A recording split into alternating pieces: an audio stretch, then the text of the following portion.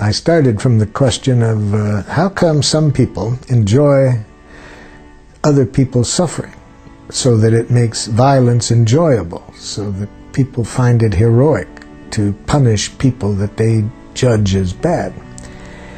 And then how come other people in the same society are just the opposite? They get their joy not in believing that there's bad people that need to be punished, but they get their joy in contributing to people's well-being. So I then saw that there was quite a different language and quite a different consciousness on the part of people who behaved in the violent way as opposed to the compassionate way. And I decided to try to clarify that. What is the nature of communication that helps us to connect in a way in which we enjoy contributing to each other's well-being? And how is that process of communication different in the people who contribute to the violence of others? Then after I developed nonviolent communication, which is the language and the power usage that I saw contributing to compassionate interaction, I then wondered, where the heck did we ever learn this other approach? So then I got interested in where did it all begin, where we learned a way of thinking and communicating that contributes to violence on our planet. And here scholars and scientists like Walter Wink, the theologian, and his book, The Powers That Be, and others who share his perspective, trace this back to about 8,000 years ago when various things happened I won't go into now, but we came out of it with organizing ourselves in terms where a few people who claim to be superior dominate others. Sometimes they base their superiority claiming their family was born closer to God, and so they controlled on the basis of the divine rights of kings. But whatever it is, we started to live in cultures in which a few people claiming to be superior dominated others, and that requires a language of domination, a language in which you classify people in terms of what they are. Are they peons or are they royalty? Are they good? Are they bad? Are they normal? Are they abnormal? That way of thinking goes with domination, because in a domination structure, the people who claim to be on the top claim to know what is right and what is wrong, and they maintain their power through the use of power over tactics such as punishment, reward, guilt, shame. And so they need a language that justifies the use of punishment and reward, the language of retributive justice in which you make judgments of what the other person deserves. And that is dependent on how you judge them, whether good or bad, right or wrong, and so forth. So that's how I think it all began about 8,000 years ago, when we started to have domination structures in which a few people dominated many. Before that, when we were more in the hunter-gatherer style of society, people that I trust in their studies anthropologically tell me we didn't have violence in the rate that we have since. So nonviolent communication now tries to get us back to what I think is a more natural way of communicating. So I think where we've gotten is an evolutionary snag, where we've gotten stuck on the basis of some unfortunate learning over 8,000 years. And nonviolent communication helps us come back to life, back to a more natural way of living, where our evaluations are on the basis of how needs are served. Are we meeting our needs and the needs of others, rather than who is what, or who's right, who's wrong, who's good and who's bad? No. Are our needs getting met? And if not, what can we do so that everyone's needs get met?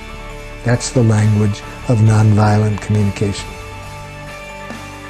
Our training is based on the assumption that the kind of beliefs and judgments that people have that lead them to dehumanize one another and to deny each other's rights, that language, we think, is a distortion of need language. What people are trying to say is that our needs are in danger. Some of our needs are in danger. But they are not given a language that helps them to say that. So they go to justifying this on the basis of what their interpretation is of what words were that were written down centuries before. The Bible says, or the Quran says, and they then tried to use these documents as justifying that they are right and the other side is wrong. So when I'm mediating between two groups that are thinking that way, who are at war with each other, each time they use that kind of thinking, I translate it into an unmet need. So when I'm working with two groups, such as two tribes that I was working with in northern Nigeria that were at war with each other, and I ask, what needs of yours are not being met? And I'm confident if we can get everybody's needs clarified, we'll find a strategy for meeting the needs of people on both sides. And a chief from the Christian tribe immediately screams across the table, "These people are murderers." The other people scream back, "These people have been dominating us for 80 years. See, I asked for needs, and they both gave me an analysis of the other side's pathology. Sometimes the analysis takes the form of, our Constitution says, and the other side says, no, it doesn't say that, it says. Or the Bible says, no, but the Quran says. So when I ask for needs, and they immediately go into these intellectual judgments that justifies their position, I translate that into what needs I hear being expressed through that. So when the chief screamed, "You people are murderers," I said, "Chief, are you saying that your need for safety isn't being met?" You see, so I hear the need behind his analysis. And if I guess wrong, he can help me, but I'm looking for needs. But I happen to guess right. That's not too hard to guess what the need might be. He said, "That's exactly what I'm saying." Okay. Then I try to get the other side to hear the need. So I said, "Would a chief on this side please tell me what you heard this chief said his needs were?" A chief on the other side of the table screamed across the table, "Then why did you kill my son?" You see, I had been told ahead of time that 3 people in the room knew that somebody who had killed a member of their family was in the group. So it's not easy, even when you get people to express the needs, it's not easy to see that in the other person when you have these enemy images. So I had to work hard to get the chief from the second side to just hear that. Just tell me, Chief, what do you hear him saying? "He's saying he has a need for safety." Okay, just even that makes a big difference, you see. We're out of this intellectual analysis justifying position, and we're connecting at the level of human needs. Then I helped the other side get clear what their needs were, and heard by the first side. At that point, one of the chiefs that hadn't said anything jumped up and said, "If we know how to speak this way, we don't have to kill each other." You see, it didn't take long, even in this culture, for this one chief at least, to see that if you can just talk about your needs and not into this analysis of who's right, who's wrong, we can solve anything.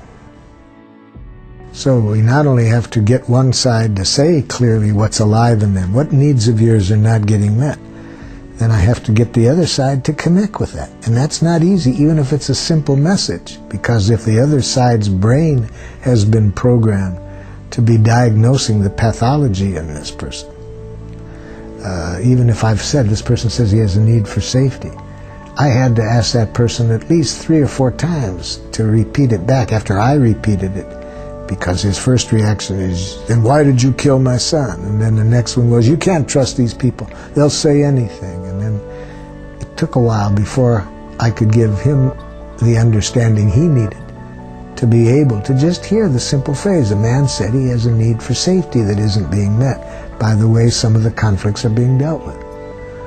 Whew, that took a lot of work just to get that far, but once I got there. So the empathy is the second party seeing this other person's humanness. And the way we see the humanness is by seeing the needs without these enemy images clouding that.